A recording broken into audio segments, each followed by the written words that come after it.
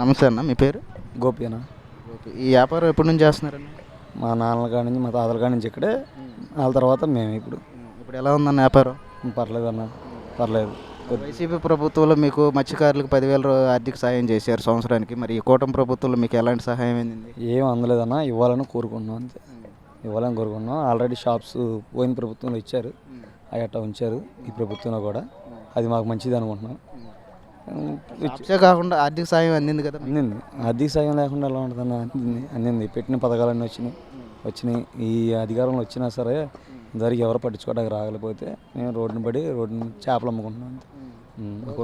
మిగులుతాయి అన్న, నష్టం ఏమొస్తుంది? మిగులుతాయి అన్న, సాగిని బట్టి ఆదాయం ఉంటుంది, దాన్ని బట్టే, రెండోది ఏం లేదు. మరి వ్యాపారాన్ని బట్టి మీకు కూటమి ప్రభుత్వం బాగుంది అనిపిస్తుందా, లేకపోతే వైసీపీ ప్రభుత్వమే బాగుంది అనిపిస్తుందా? రెండు పర్లేదు అన్న, దేన్ని కించపరచకూడదులే. కానీ మనం ఇక ఏ అధికారం ఉన్నప్పుడు దాన్ని బట్టి పోవటమే కదా. కానీ కించపరచకూడదంటే ఇప్పుడు ఈ ప్రభుత్వంలో ఇంకేమి అమలు కాలేదు కదా? అమలు కాలేదు కదా, దాని నుంచి ఏం చేయలేదు కదా. మా ఇల్లు పోయి ఉండేవి. మీకనే కాదులే, అసలు ఏది కూడా అమలు ఎవరికి కూడా లేదు కదా ఇంతవరకు. ఎవరికైనా చేస్తే చెప్పుకోవచ్చు, ఎవరికి చేయలేదు కదా. దాని గురించే దీన్ని బట్టి అయితే వైసీపీ ప్రభుత్వం బాగా పనిచేసిందని చెప్పగల సంక్షేమ పథకాల్లో. సంక్షేమ పథకాలు అనేది వీళ్ళు ఇచ్చారు కాబట్టి వీళ్ళంతవరకు హామీ చేయలేదుగా. అలాంటి హామీ చేశారు. హామీ చేసిన దాన్ని బట్టి అవన్నీ అందినాయి. ఏం అందకుండా ఇప్పుడు దాకా అంతవరకు పెండింగ్లో ఉన్నాయి ఇవన్నీ. అందు గురించే వీటికి పెట్టుకుంటాం. కానీ వస్తే రాకుండానే మనం ఏం చేస్తాం, చేసేదే ఉంది. ఎదురు చూస్తూ ఉంటాం వీటి కోసం.